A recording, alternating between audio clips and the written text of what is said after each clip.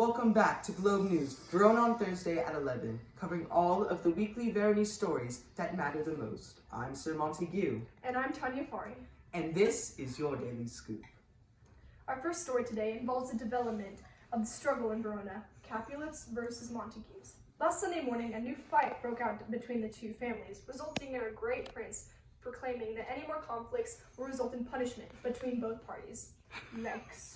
Speaking of Capulets, they actually had a rather fancy party at their estate later that day. Special reporter Oba Ron has the details on that. I am Ron Oba. There is party, big party, Capulet party. Here, Juliet, speak woman. Hey, Globe News! You would not believe it. I just met the cutest Montague guy. I think I'm catching feelings, Oba. But he is Montague.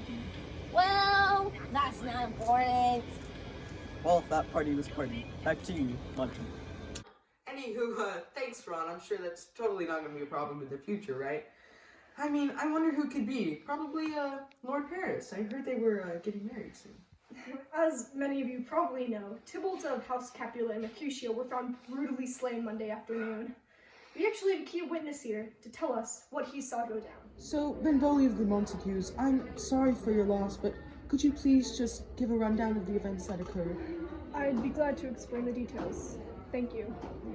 Mercutio, a dear friend of mine and Romeo's, we stumbled onto Lord Tybalt and later Romeo. Tybalt initiated a quarrel and ended up murdering Mercutio. Tybalt fled, but soon came back to meet the righteous revenge of Romeo, who later ran away. This is the truth, or let Benvolio die. And from what I understand, the prince banished Romeo immediately, correct? What do you think about this? Firstly, you are very correct, Mark. And secondly, I feel like Romeo's crimes were justified by revenge for Mercutio, and I wish he would not be banished at all. Thank you, Benvolio of Montague. After one tragedy follows another, as Juliet Capulet was found dead from poisoning Wednesday morning, leaving the Capulet family reeling. Anywho, funeral services started earlier today. Well, now it's time for the report of the day. Let's join special reporter Rosaline Medici for an examination of the new headstones installed by our great prince. Thank you, Sir Monty. Our wonderful prince established a decree yesterday. Help. Sorry to interrupt, but it seems as if Romeo, Lord Paris, and Juliet were all found dead inside her tomb. It seems as if the prince is having a conference right now, so let's go back to the scene. All right, calm down. As far as we know, Romeo and Paris have been found dead in Juliet's tomb. For all suspects, all will be punished. Seal up the mouth of outrage for a while. We have a holy man here to share the details. Say it once, what thou dost know in this.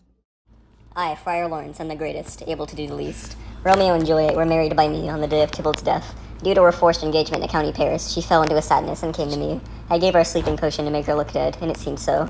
I sent to Romeo to come and get her, but he never got my message, and that led to him actually believing her death. He killed himself after killing county Paris, confused and depressed, and when Juliet awoke, she killed herself with his knife out of grief. Dear friend Montague, let us join together in awakening of this feud. Of course, and you know what? I'll make a statue of Juliet better than all of the others. I will do that for Romeo, too. Poor sacrifices of our enmity.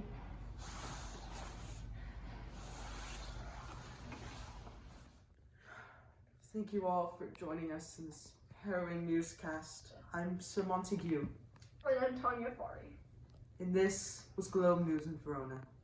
After these short commercial breaks, please join us for a special edition of Globe News in Athens. Looking for a good night's rest, or rather a 42-hour sleep induced by a delicious compound of 95% natural oils and herb concentrates? How about a quick working liquid approved by the Veronese Food and Drug Administration? If any of these questions haunt you, consider the #1 sleep potion in Verona, Sleep by Lawrence Pharmaceuticals.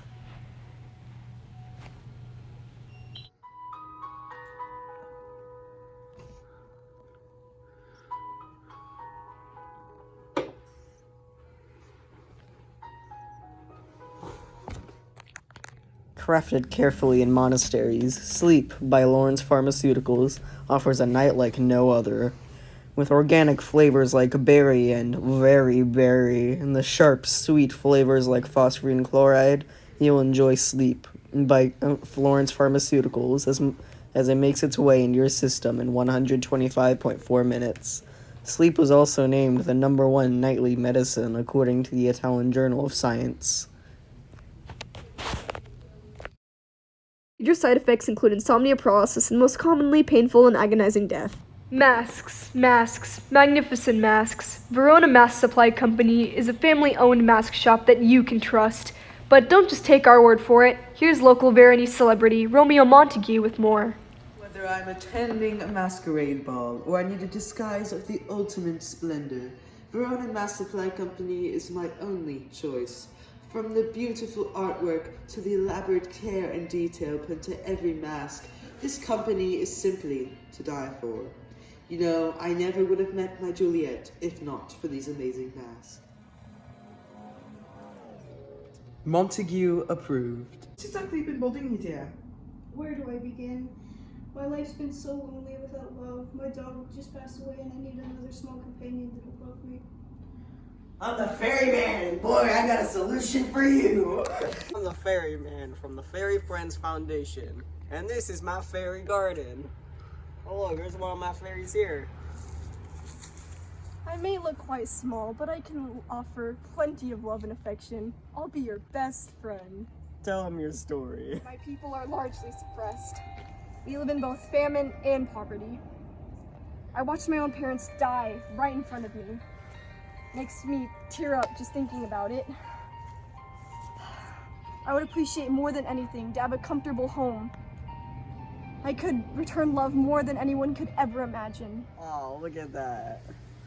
I'd love to take care of you, little fairy. Proceeds from adopting your fairy will go to the Fairy Friends Foundation that'll help restore our magical society. Fairy in need, a great friend indeed. Hello, and welcome back to everyone to Globe News at Sunrise, Athens. This week we have a unique story of a, you could say, love rectangle happening right here in Athens. You see, the nobles Demetrius and Lysander both are in love with this lady, Hermia. But she only loves Lysander back. Then we have this other lassie, Helena, who is head over heels with Demetrius, yet he despises her. Also, Demetrius is the man chosen by Hermia's father, so there's that too. The lovers all mysteriously disappeared into the Athens forest. Here was special reporter Puck Goodrobin with more. According to numerous sources, it was said that the 4 lovers ran away into these woods outside Athens. Many think it was due to Duke Theseus giving the lovely dilemma to Hermia, that if she were to get with the unapproved Lysander, she was to face death, or a life of nunnery. Locals even admit that there's fairies in these woods, giving more problems. Oh, Helena, I love you so. Transparent Helena, nature shows art. Hermia is so disgusting. How could I ever have loved her? Oh, Helen, goddess, nymph, perfect divine. Quiet, you filthy Demetrius. She is mine, and I shall fight thee over it. Oh, spite, oh, hell, I see that you all are bent to set against me for your merriment. You, Hermia, I hate you so for your looks. Oh, that your frowns would teach my smiles such skill. Oh dear, what's going on? How is it now that even my Lysander despises me? I'm amazed and know not what to say.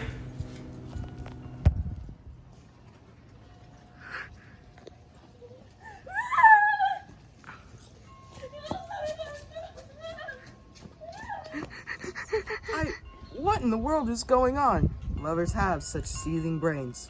Anyways, back to the studio, I guess. Wait, so Demetrius and Lysander are in love with Helena now? And was that Nick Bottom, the basket weaver, with a donkey head? Were those fairies like Robin Goodfellow or Oberon? Does magic have something to do with this nonsense? Whether or not it does, it seems as if 3 weddings are going on, including the lovers. Lysander is marrying Hermia, Demetrius, Helena, and of course, Duke Theseus with fair Hippolyta. Amazing. Let's go right into the Here scene. with now married individuals, Helena and Lysander. First of all, congratulations to your joint wedding, and I must ask, What exactly happened in those woods? After the Duke told Hermia her choices, she and I decided to run away into the woods. I, being jealous and doting of Demetrius, decided to tell Demetrius, so we ran to the forest too. After that, for some reason, I fell in love with Helena, as did Demetrius, and I began to hate Hermia, who I once loved. I thought they were pranking me, so I got pretty mad and lashed out. As soon as I knew it, I woke up to Lysander back to loving Hermia and Demetrius loving me. And the rest is history.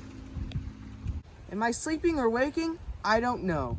But that's pretty crazy. Have a great day, you two. Now, Nick, great job in your play. But I do have one question. Why did you have a donkey head? I mean, I just got it out of nowhere, I guess. To be honest, I didn't realize I had it. All I know is that the pretty Mary named Dania fell in love with me. Okay, sure. Anyways, that's all from me. Now back Oh, to you. what fools these mortals be. Who knew a small, love-inducing flower could do so much?